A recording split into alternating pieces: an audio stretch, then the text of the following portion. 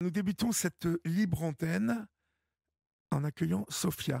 Bonsoir Sophia. Bonsoir. Bonsoir Olivier. Bonsoir, Merci de je me vous en prie. laisser Quel la âge avez-vous parole. Quel âge avez-vous Sophia? Oh, je m'approche de la soixantaine. D'accord. Alors je ne vous demande pas d'où vous m'appelez car nous devons Non. conserver quelques règles de sécurité ce soir pour vous. De quoi voulez-vous me parler? Dites-moi. Je voulais parler d'un parcours difficile qui est celui-là des sorties des violences conjugales, parce que, indépendamment du fait qu'on a vécu quelque chose de difficile, souvent, où la décision des porter plainte, de déposer, de rentrer dans les procédures judiciaires est déjà en soi extrêmement difficile. Elle va à l'encontre de nous-mêmes, en fait, de nos principes, de nos idées.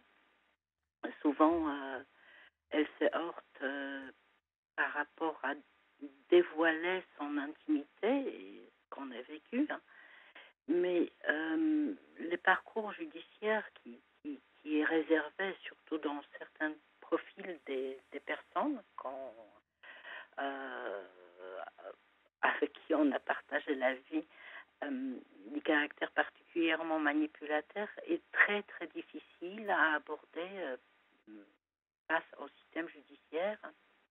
Et je voulais également penser à toutes ces femmes qui sont peut-être derrière la radio Oui. et qui n'ont jamais voulu en parler de leur parcours judiciaire, de leurs difficultés, des, hum, des façons brutales desquelles les parcours de vie qui ont été en grande partie abîmés ou brisés euh, sont souvent mal considérés par la justice et, et issu de quoi souvent on est confronté à encore une difficulté beaucoup plus grande parce que les décisions n'ont pas pu stopper les comportements, aboutissent souvent à un harcèlement beaucoup plus violent et,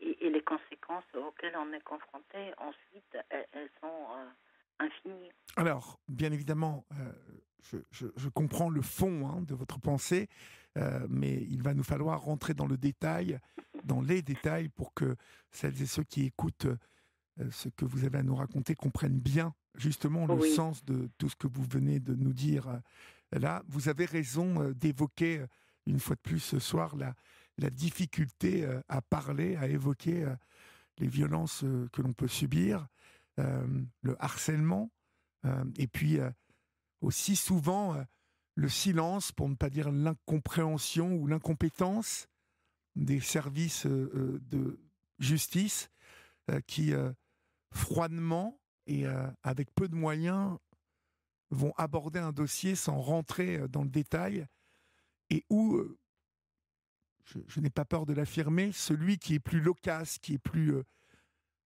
euh, qui est le plus habile, le plus manipulateur, celui qui se sent le mieux, vous voyez, en société, comme ça, qui s'exprime bien, qui renvoie une bonne image, et qui peut s'avérer être une ordure parfaite, peut remporter la mise, malheureusement. je ne me permettrai pas d'utiliser les derniers termes, bien Non, que non, peut-être que quelque part, il faut l'évoquer. Je pense qu'on donne une part belle à la probabilité de manipulation dans le cas des jugements, assez facilement. Dans mon parcours, j'ai rencontré quelque chose de relativement difficile, qui était assez simple à considérer par le système judiciaire, parce que je me suis retrouvée plusieurs années sans usage des comptes en banque, sans document d'identité, oui. qui est en soi assez évocateur. Et ça s'est inscrit sur une durée extrêmement longue. Et je n'évoquerai pas la durée parce que je ne souhaite pas être identifiée aussi difficilement. Privé par votre conjoint de compte en banque? Ça se fait par manipulation. Vous savez, ça commence par l'échec sans provision, par des sommes trop grandes auxquelles on ne peut pas être confronté, par les faits qu'ensuite on sera obligé d'épuiser dans les comptes de crédit pour assumer l'enfant. Toute cette petite chose-là, c'est c'est une petite montagne qui commence par rien du tout, qui commence par tu sais, je ne vais pas te domicilier pour l'instant parce que ça ne m'arrange pas, et puis ensuite on se retrouve dépendant d'un accord pour refaire ces documents d'identité. Et comme la pression et la violence qui règnent au domicile est très importante, et la manipulation quasi permanente, donc au fur et à mesure, on se retrouve dépourvu des possibilités de réagir. Enfin, dans mon cas, c'était exactement comme ça.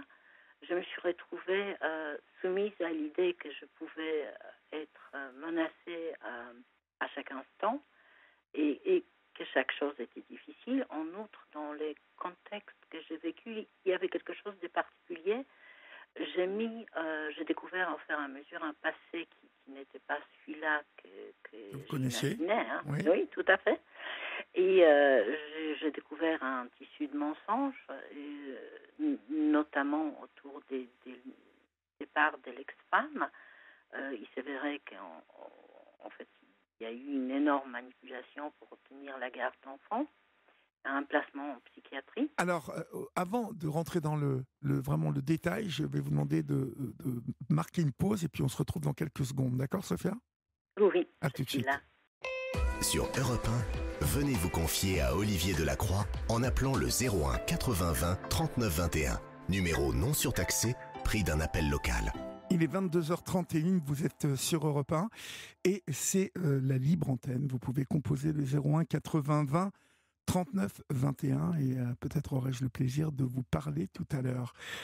Sophia, vous évoquiez juste avant cette pause des choses assez graves. Alors reprenons à ce moment-là. Oui, c'est... vous savez, l'histoire et je suppose celle beaucoup de femmes qui n'osent pas parler de ce qu'elles vivent. Et souvent, c'est une situation totalement invisible de l'extérieur. Dans mon cas, ça se passait dans un bon milieu, en apparence dans des bonnes conditions matérielles, un bon milieu éduqué, formé, Oui. avec des capacités professionnelles. Et ça ne change absolument rien du tout. Parce que, en fait, même dans ces milieux-là, on peut trouver des femmes qui vivent vraiment dans une très grande précarité, malgré les apparences sociales. Il y a 4 ans maintenant, j'ai décidé de porter plainte. Oui. Ça s'est fait après un signalement d'enfants en danger, fait par des tiers, donc par les institutions, hein, concernant notre enfant. Je n'évoquerai pas les sexes de l'enfant. Je n'évoquerai pas les sexes d'enfants pour qu'elles ne soient pas identifiables, par qui ils soient, ou elles ne soient pas identifiables. Et j'ai immédiatement ouvert une procédure pour violence conjugale, et j'ai rencontré quelque chose que je n'ai jamais imaginé, parce que j'ai fait l'objet d'un degré de diffamation absolument incroyable de la part de mon ex-compagnon. Qui était le père de votre enfant? Exactement, oui, tout à fait. D'accord. Et qui est toujours. Et surtout, je me suis retrouvée devant une telle manipulation du système judiciaire. Je n'ai jamais osé, qui que ce soit, pouvoir fournir de faux documents ou inverser la réalité. Et en plus avec un don pour se faire passer pour une victime, donc injustement accusée. Vous pouvez m'en dire un peu plus parce que on survole quand même Oui, un tout à peu les fait. choses. Oui. Il vous Je frappait pense non, pas du tout. C'était des insultes? oui, tout à fait, extrêmement violentes, Oui, mais oui, dès lors d'une très grande perversité et oui, une pression maintenue d'une manière constante, oui, d'accord. avec des menaces. Il va t'arriver ceci, si tu fais ça. Cet homme avait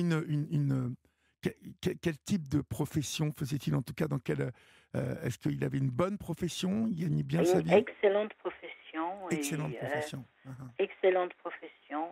C'est quelqu'un qui, qui est connu dans son domaine Oui. et certainement intellectuellement extrêmement performant. L'un n'empêche pas l'autre, malheureusement. Non, absolument pas du tout. Au contraire, je pense que malheureusement, on peut voir un type d'intelligence sans avoir d'autres, euh, étendu affectif. Et, et, euh, et souvent, enfin, je pense que ce type de personnalité fait extrêmement l'écran à, à ce qui se passe derrière et la réalité de sa vie quotidienne avec Mhm. les autres. Je pense qu'au contraire, ça empêche la justice de faire son travail, parce qu'il est peu imaginable que quelqu'un qui renvoie à une image sociale parfaite Oui. puisse être autre chose que ce qu'il est.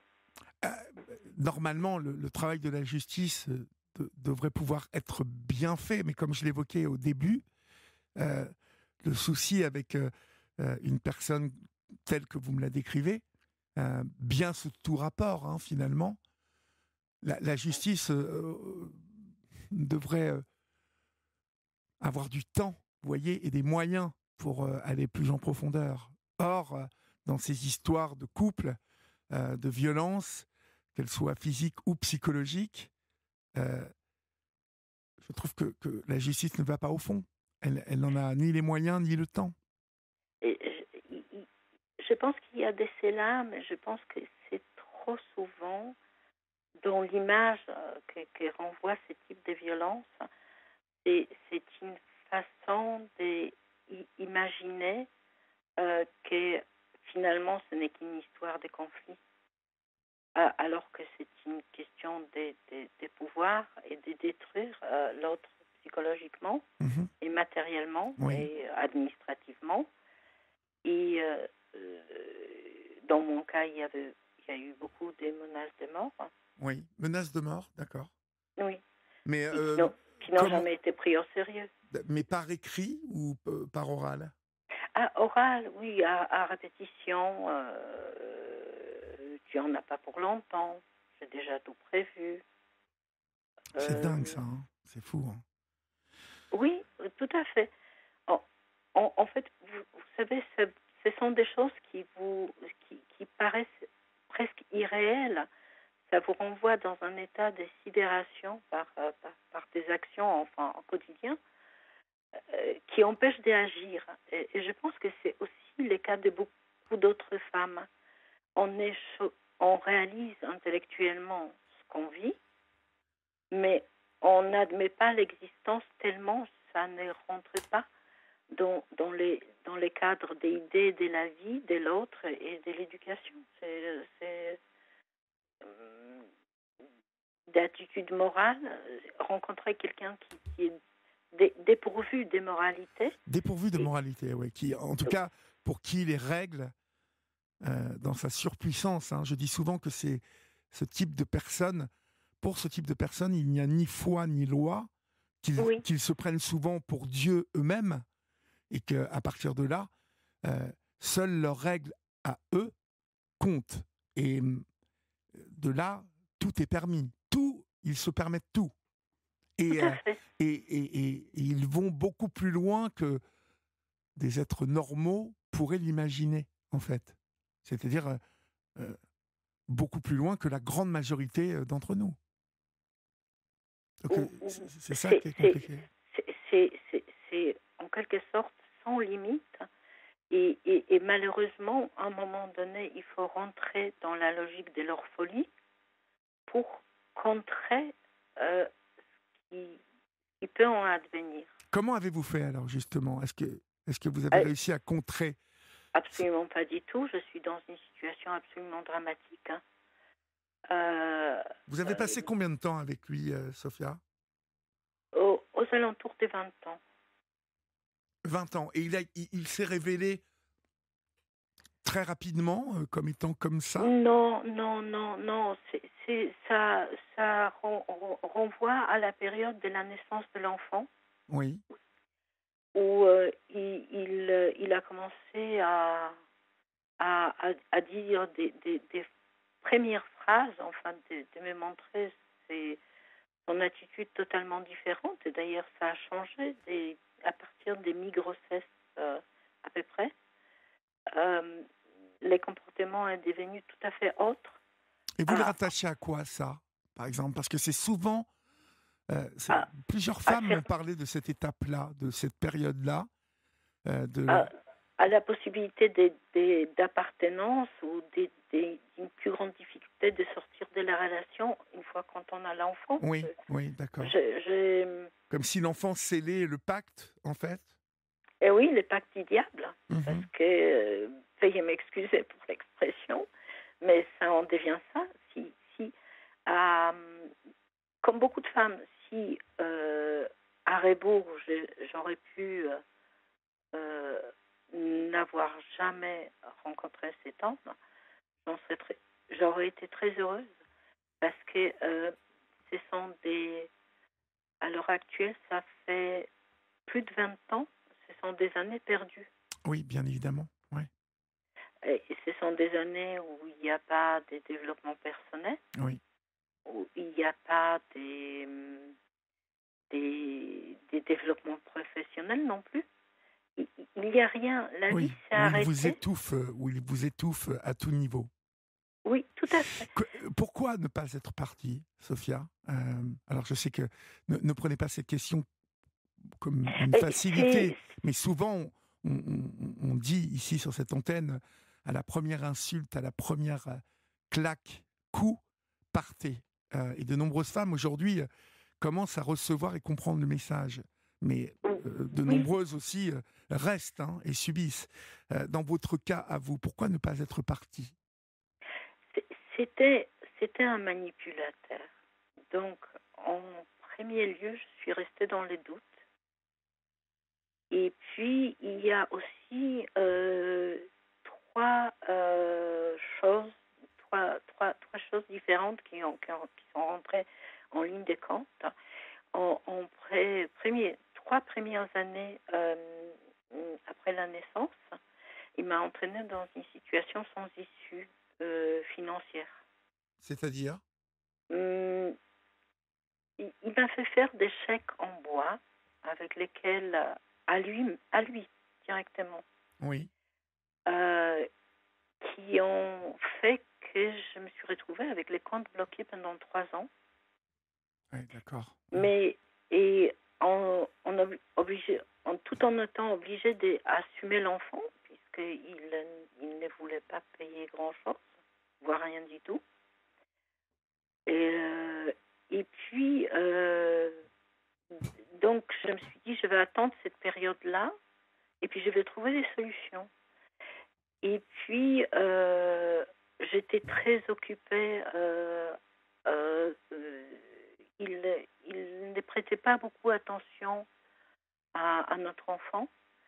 Donc, pour compenser, j'étais concentrée sur le bien-être de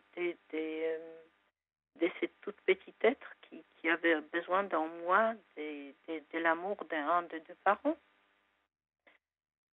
Et les deux problèmes conjugués ont fait que, en fait, c'est peut-être là où j'ai raté ma coche, où j'aurais dû partir. Et il s'est passé aussi autre chose, c'est que, maintenant je sais, notre enfant a quelques difficultés. senti une fragilité qui était complémentaire. Et j'ai cherché les moments où la fragilité sera suffisamment stabilisée Oui. pour pouvoir les faire. Je pense que c'était plutôt ça. Je voulais me mettre des côtés de cette relation, la vivre en parallèle sans la vivre avec cet homme. Et c'est ce que je lui ai proposé à l'époque, mais c'est lui qui a tenu continuer comme ça, tout en me mettant dans une situation où les portes de sortie étaient encore plus rares au fur et à mesure du temps. Jusqu'à ma dépression qui a duré quand même 2 ans. Avant que je trouve la force De partir. relever. Oui. Oui. Oui, oui. Votre enfant a des difficultés de handicap, c'est ça? Oui, léger handicap, hein, Oui. dès lors des neuropsychologies. De quoi? Un autisme léger? Oui, mais autisme des enfants brillants. D'accord. Mais ça provoque une Oui. Oui. réactivité qui est autre. Mhm. C'est un enfant qui est absolument génial et très chouette humainement, mais ça a peut-être également ralenti ma démarche dans la mesure que monsieur ne voulait pas reconnaître les difficultés de l'enfant. Et c'est pour ça aussi que les diagnostics étaient extrêmement tardifs. Donc il a fallu que je dépose plainte, qu'il y a une période entre-deux. Entre-temps, il a expliqué au juge qu'il ne souhaitait pas un suivi pour l'enfant. Donc c'était encore du temps perdu. Oui. Et à l'heure actuelle, va dans une situation de précarité extrême. Alors, vous allez m'expliquer tout ça, parce que vous avez enfin décidé de partir à un moment, de vous séparer. Comment est-ce que vous avez réussi? Mais, en fait, j'ai pris contact avec une très bonne psy, tout à fait accidentellement, parce que je pensais que c'était nécessaire surtout à l'enfant, plus qu'à moi-même. Je voyais bien qu'il y avait quelque chose qui n'allait pas. Et puis, qui m'a remis sur pied. Et elle a commencé à me dire, mais vous vous rendez compte ce que vous me racontez? Vous n'avez pas de ticket de métro. Non, je n'ai pas de ticket de métro. Et elle m'a dit, et vous n'avez pas d'argent? J'ai dit, non, je n'ai pas d'argent. Et vous n'avez plus de compte en banque? J'ai dit, non, je n'ai plus de compte en banque. Il vous avait tout supprimé, en fait. Au fur et à mesure, oui. Et il vous donnait au compte à gautte? C'est lui, oui, comme une enfant? sous chantage, oui, tout à fait. Ah, mon Dieu, incroyable. Oui. Et aussi étonnant, j'étais une personne très indépendante et c'est très autonome professionnellement Oui. avant cette histoire. Et j'avais vraiment pas besoin de ça dans ma vie. En fait, c'était un espèce de rouleau compresseur. Vous voyez, au fur et à mesure, Oui, il vous a vidé, Tout à fait, oui. il a comme mis une paille dans votre tête là, et vous a inspiré tout ce que vous aviez en vous, d'énergie, de force. Oui, et surtout, c'est aussi, ce sont des revécus traumatiques parce que les propres pouvaient être extrêmement violents par moments, euh, qui vous projettent dans un autre monde que celui-là, même si il n'est plus là. C'est comme on se reconstruit comme un enfant parce que la confiance dans le monde ou dans ce qu'on pouvait faire soi-même est complètement anéantie. Donc, c'est une reconstruction qui est extrêmement lente, mais je pense qu'il y a beaucoup d'autres femmes qui peuvent raconter exactement la même chose. Au début, vous n'êtes même plus sûr, est-ce que vous faites bien si vous allumez la machine à laver? Et chaque geste demande au début, à chaque geste, on a besoin de reconstruire sa confiance Oui. qu'on fait bien les choses. Et au fur et à mesure, ça devient de plus en plus naturel. Je crois que ça s'est fait sur un temps extrêmement long. et fastidieux. Et puis dans la mesure où je fais toujours objet des attaques via les voies judiciaires absolument rocambolesques, où il arrive à obtenir les gains de cause. Par exemple, alors, dites-moi, vous avez réussi à partir, vous n'habitez plus avec lui. Depuis combien de temps vous avez réussi à prendre votre envol? Ça fait 4 ans. C'est très exactement depuis les dépôts de plainte pour violence, hein, pour lesquels il a été relaxé avec les stratégies des manipulations absolument épouvantables, que j'ose même pas décrire parce que ça se fait avec l'usage des fausses déclarations à la barre, des faux documents. C'est absolument incroyable. Oui, puis lui a les moyens. Je suppose qu'il a des avocats. Il a de très bons avocats s'il a les moyens. C'est surtout des avocats peu regardants parce qu'il y a une limite des faux. En général, même les avocats qui ont recours auraient refusé de l'avoir. Je crois que la différence est là. Ça ne pourrait pas être bon avocat, une bonne avocate, on nommait les professionnels en question. L'usage, c'est dans les faux outranciers et dans l'attaque injustifiée avec des affirmations souvent du faux. Il y a eu des procédures qui ont été ouvertes qui étaient basées exclusivement sur des fausses déclarations. Donc, ça va très loin. Inutile vous dire que c'est choquant. Oui. Où en êtes-vous là aujourd'hui? C'est difficile.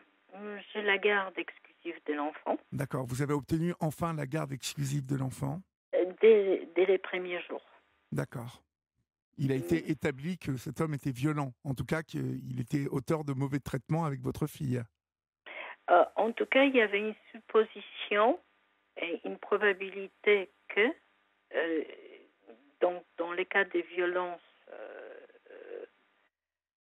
on a peut-être jugé que cet homme était sympathique au premier abord et qu'il ne méritait pas d'être condamné. Oui, oui.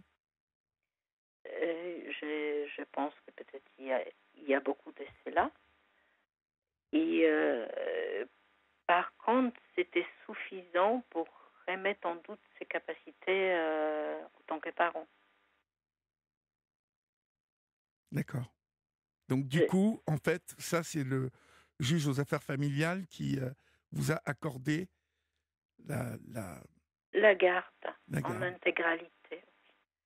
Et donc on est seul avec l'enfant, avec des infinies difficultés que pose cette situation matériellement, parce qu'il est extrêmement difficile de recommencer sa vie en fin de vie professionnelle, je dirais, à nouveau, à zéro, et dans une situation matérielle où on a été escroqué, disons-le lément, financièrement, en large partie, et où je pense que les procédures qui ont eu lieu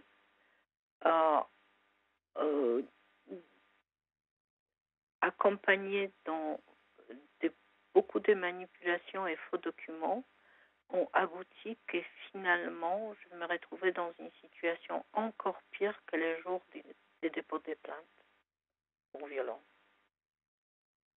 À savoir, je me retrouvais fort probablement privée des peu de biens qui me restent, parce que j'étais encore dans l'appartement familial qui était propriété de monsieur à l'origine, que celui-là, il a fait objet d'une procédure et que malheureusement, suite à une démarche des huissiers sur lesquels je ne me prononcerai pas, parce qu'il y a aussi une plainte qui est lancée contre cette procédure, je me retrouve avec toutes mes affaires qui sont restées dans l'appartement, donc tous mes biens, pour certains qui une valeur familiale. Il y a eu, je lançais des procédures à l'heure actuelle pour établir que les procédures n'étaient pas à l'origine très honnêtes. Et puis, on va voir ce qu'il en adviendra. Donc oui, c'est difficile à encaisser, en fait. C'est difficile à vivre. Aujourd'hui, vous vivez où, en fait? Vous avez récupéré un semblant de compte en banque? Vous pouvez financer un petit peu les choses? Non, pas vraiment. C'est un semblant des comptes en banque. Donc, les jours où j'ai déposé plainte, j'ai recommencé ma vie à zéro parce que j'avais des impôts qui n'étaient pas déclarés. Il y a eu des manœuvres absolument épouvantables autour des domiciliations et d'autres démarches. Oui. Donc j'ai déposé, je me suis déclarée auprès des impôts en disant que ça fait des années qu'ils ne sont pas déclarés. J'ai déposé. Enfin, vous n'aviez pas d'impôts à payer puisque vous n'aviez rien, Sophia. Oui, tout à fait, mais il n'était pas déclaré non plus. Hein. Lui? Enfin, les miens n'étaient pas déclarés. Et puis, j'avais des dettes. Vous travaillez avec lui ou vous... Non, pas du tout. Au moment où je suis tombée enceinte, j'étais en train de créer c'est une société qui était sur le point d'aboutir, qui fonctionnait déjà bien, dans laquelle j'ai mis beaucoup d'énergie. J'étais obligée d'abandonner mes années d'expérience professionnelle parce que monsieur il faisait une pression absolument énorme. Pour que vous arrêtiez tout?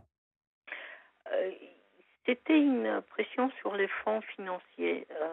Je n'apportais pas suffisamment d'argent, donc ça ne lui convenait pas. Et donc j'ai arrêté mon activité professionnelle tout simplement dans les domaines dans lesquels j'ai exercé. Donc j'ai recommencé à zéro après la naissance en changeant un peu de cap. Et puis au fur et à mesure je me suis aperçue qu'il mettait la pression que je paye tout d'une manière très malhonnête. Il y a eu beaucoup de manipulation pour m'exclure financièrement. Et puis, tout simplement parce qu'à la fin, j'ai fini avec des dettes. Donc, pour moi, clairement, il était à l'origine de ces dettes. Cet homme gagne très bien sa vie? Non, pas... Non, il ne gagne pas. Il a eu accès à une fortune familiale. Oui. Il est fonctionnaire d'État. Donc, c'est pas... Mais il a eu l'accès à la fortune familiale et très importante. Et donc, d'ailleurs, la chose qu'il a essayé de me cacher pendant des années. Et le fait qu'il soit fonctionnaire d'État lui a donné une stature particulière devant les magistrats? Et dans le cadre justement des plaintes et tout ça? Je pense qu'il impressionne beaucoup par sa langue, par une apparente clarté d'information qui est en général une désinformation en réalité, puisque très souvent il communique des choses qui sont absolument pas vraies. Donc c'est très compliqué à aborder cette genre des personnalités très manipulatrices. Je comprends. Sophia, nous allons laisser passer l'info qui arrive à grands pas sur Europe 1 et puis marquer une nouvelle pause. Vous ne raccrochez pas, bien évidemment. Comme ça, nous prendrons le temps de conclure juste après le journal. D'accord ? bien sûr. Vous restez avec moi. À tout D'accord. de suite. Il est 23 heures passées de 4 minutes. Vous êtes sur Europe 1. Et si vous venez d'atterrir chez vous, chers amis, ou si vous êtes là en voiture à tracer la route, eh bien, je suis ravi de vous accompagner avec toute mon équipe jusqu'à 1h du matin.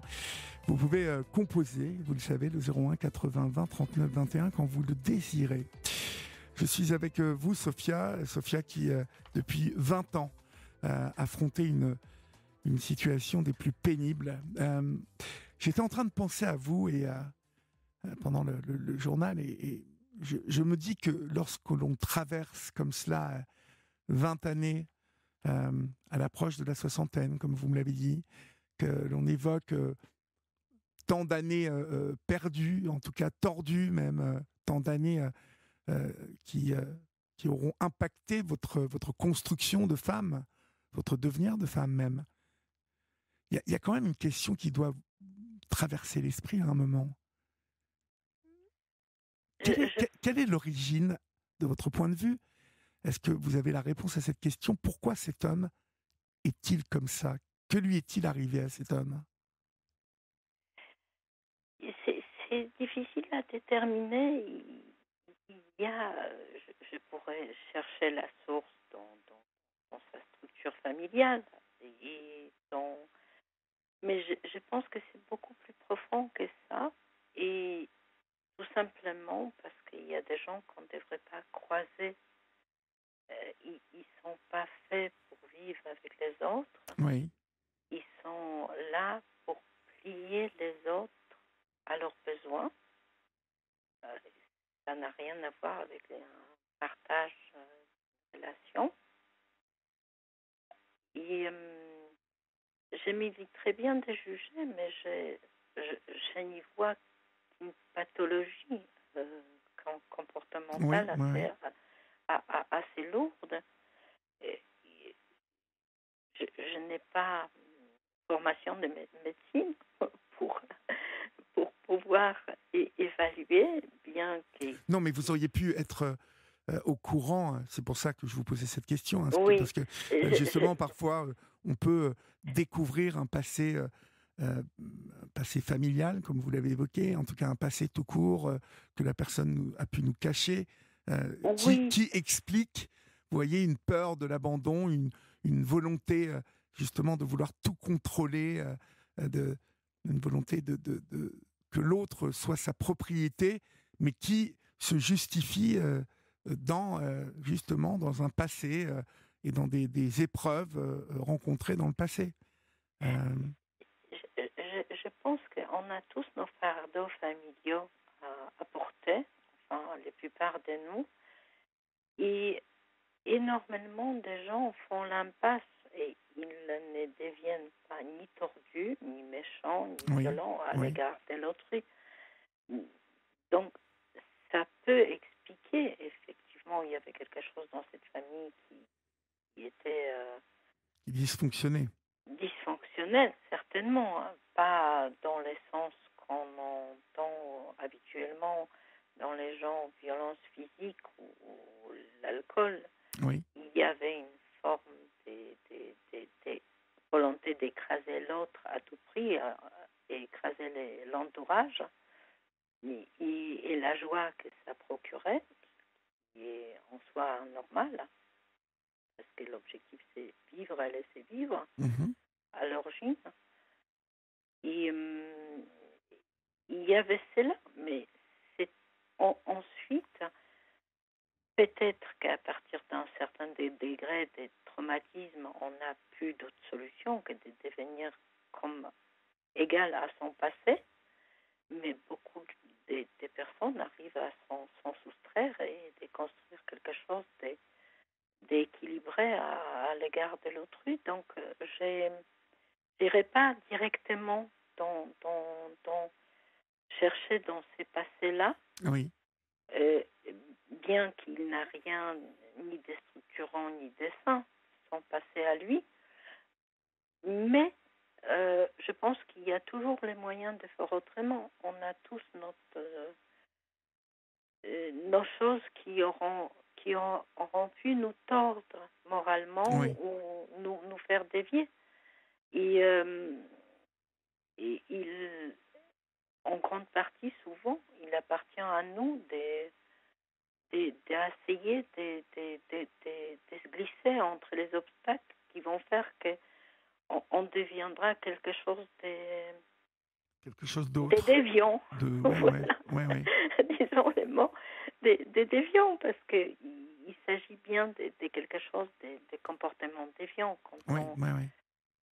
Quand on utilise au quotidien les chantages, les menaces, et quand on structure les dossiers au début d'une relation de façon de pouvoir s'en servir en justice, s'il en advenait quelque chose au début de la relation, il y a quelque chose de dangereux et anormal au départ. Oui, oui.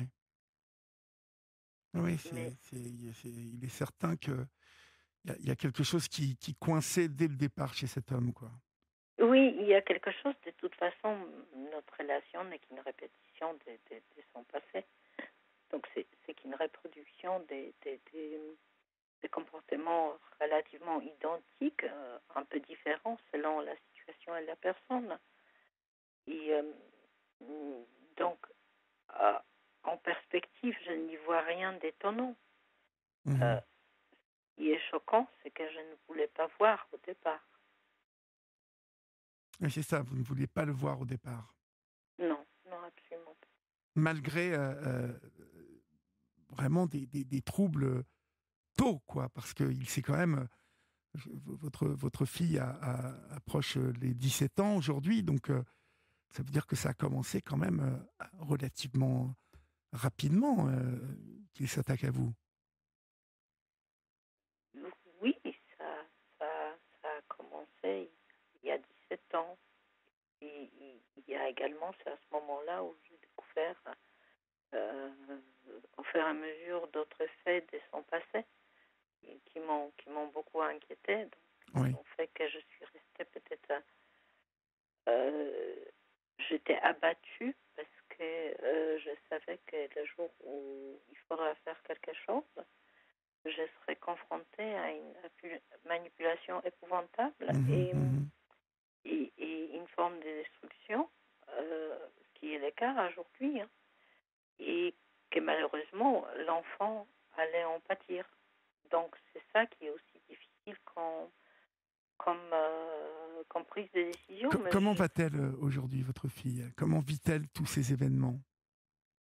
euh, mm, on a une relation d'exception. C'est ça qui, je pense qu'on a toujours eu. C'est compliqué pour elle. Je suppose que ce sera extrêmement compliqué parce qu'elle est quand même confrontée à un père qui demande l'appui des forces de l'ordre pour la Elle jeter ne le à la voit rue. plus. Elle ne le. Vous dites quoi? Il vous a jeté à la rue, toutes les deux?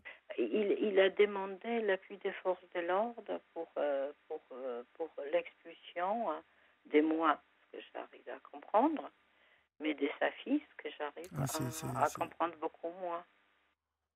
Mais ça décrit aussi les degrés de violence psychologique qui est c'est proprement dégoûtant quand même d'expulser son propre enfant. de demander l'appui des forces de l'ordre et d'inciter Et les forces de l'ordre l'ont fait?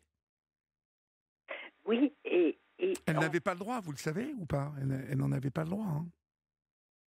et c'est complexe parce que aujourd'hui, j'ai déposé un signalement auprès des IGPN parce que les choses se sont passées d'une manière anormale.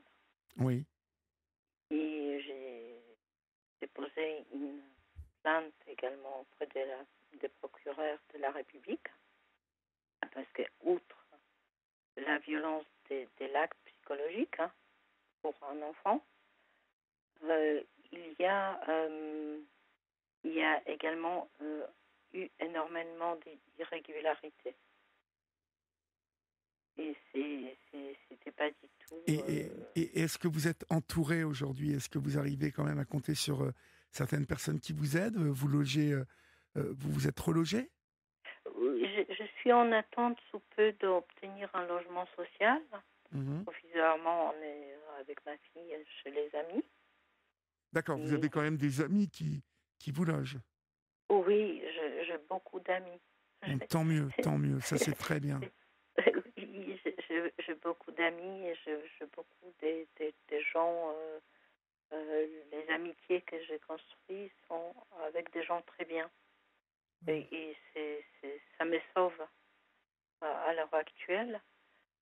Et effectivement, la situation moralement et psychologiquement est difficile parce que tout cela a lieu devant les yeux de la justice. Oui, Euh, et harcèlement, et puis les attaques constantes, et puis les procédures en elles-mêmes qui par moments, qui prennent un tour anormal, comme oui, celle oui, qu'on oui, venait oui. d'écrire, mais ce n'est pas la seule. Du coup, je suis en, effectivement, c'est les moments où l'image du monde tel qu'on les concevait, avec un dernier recours, quand on n'a pas d'autre solution vis-à-vis des systèmes judiciaires, sont beaucoup plus quelque chose était abîmé. Oui. Voilà. Et donc c'est complexe à vivre. Oui. Mais je pense que j'ai décrit et les cas de beaucoup de femmes qui sortent des relations avec des manipulateurs. Et puis, on sait très bien que statistiquement, les moyens de tuer d'un manipulateur, c'est amener quelqu'un vers un Un suicide. suicide, oui, oui, Oui, oui. tout à Et fait. puis qu'il est extrêmement compliqué lorsqu'il n'y a pas de coup, de coup, parce que les coups laissent des traces. Il est Oui, extrêmement compliqué d'arriver à faire condamner quelqu'un pour une emprise ou justement harcèlement psychologique, violence psychologique dans le cadre d'un couple. C'est extrêmement compliqué. Extrêmement compliqué. Écoutez, je vous souhaite bon courage en tout cas, Sophia. merci Olivier Vraiment, de m'avoir écouté. je compatis avec vous et j'ai vraiment mal ce soir pour votre petite. J'espère qu'elle affronte et qu'elle est elle se sent en sécurité avec vous, car c'est tout ce qui compte ce soir, c'est qu'elle soit bien, vous voyez, et qu'elle puisse faire front elle aussi avec vous et qu'elle soit forte et qu'elle aille bien, parce que un enfant qui a ces troubles-là peut très vite être déstabilisé par ce genre de choses. Donc, Oui, mais non, c'est ce qui s'est passé, c'est choquant parce que en fait la police était au courant de son profil et la police qui vient vous virer. Je vais vous expliquer quelque chose, Sophia. Un oui, soir, j'ai eu la propriétaire d'un appartement à Paris avec une famille. D'abord, son père avait loué cet appartement il y a 15 ans à un homme, qui ensuite a fait venir son frère. C'était un appartement de, je ne crois pas vous dire de bêtises, de 38 mètres carrés. D'accord ? Il a fait venir ensuite sa famille, sa femme et ses 2 enfants. Le frère a fait venir sa femme et un enfant. Ils se sont retrouvés à 6 ou 7 dans cet appartement. Ça fait 15 ans qu'elle cherche à les faire partir. Et ce pourquoi je vous dis que vous avez sans doute été victime d'une injustice et de quelque chose qui n'est pas légal, c'est que quand on expulse quelqu'un, quand les forces de l'ordre se déplacent, elles doivent s'être assurées avant que vous aviez un endroit pour atterrir. Vous voyez, que vous aviez des solutions. oui. Et pas des amis, une solution où vous retrouviez un appartement. Donc suivez ça de très près quand même, parce que je pense que votre ex-mari, a dû faire jouer ses relations, et que parfois, dans la police, il y a aussi des des policiers qui connaissent pas le droit, en fait. Je vous dis ça parce que cette dame m'a dit qu'elle avait eu un commissaire de police de son arrondissement qui lui avait dit « Mais ma pauvre dame, je ne peux rien faire, je ne peux pas expulser ces squatteurs. » Et c'est pour ça que la loi est en train de changer, parce que il y a des enfants mineurs à l'intérieur et que je dois les appeler avant d'arriver avec mes collègues, et que s'ils me répondent qu'ils n'ont pas retrouvé quelque chose, je ne me déplace même pas. Vous voyez ? Donc je ne Oui. sais pas ce que vous avez subi exactement là comme expulsion, mais il faut que votre avocat y regarde de très près. Hein. C'était extrêmement choquant, d'autant plus que la décision de la Cour d'appel n'était pas encore rendue au sujet du usage de l'appartement. Ben, ce qui est extrêmement choquant, c'est que ça vous est arrivé il y a 4 jours, c'est ça ? Oui, tout à fait. Et est-ce qu'on était dans les dates où on pouvait encore vous expulser ? La procédure d'expulsion a été lancée par la préfecture, sous-préfecture plus précisément. Quel malheur de voir un homme lancer une procédure d'expulsion pour quand il a sa fille dans l'appartement, mon Dieu. C'est d'une tristesse. Je parle pour lui, hein, parce que c'est un pauvre homme. Vous voyez, c'est vraiment un sale type, mais un pauvre homme, vraiment. Il vaut pas grand-chose, quoi. Pour faire un truc pareil, c'est tellement dégueulasse que bon. Et malheureusement, j'ai essayé de traduire mon état d'esprit auprès des systèmes judiciaires et je n'ai pas réussi à expliquer qu'il peut y avoir quelqu'un qui a une apparence sociale normale, qui tient un discours cohérent et qui peut avoir des comportements qui sont hors normes ou hors limites.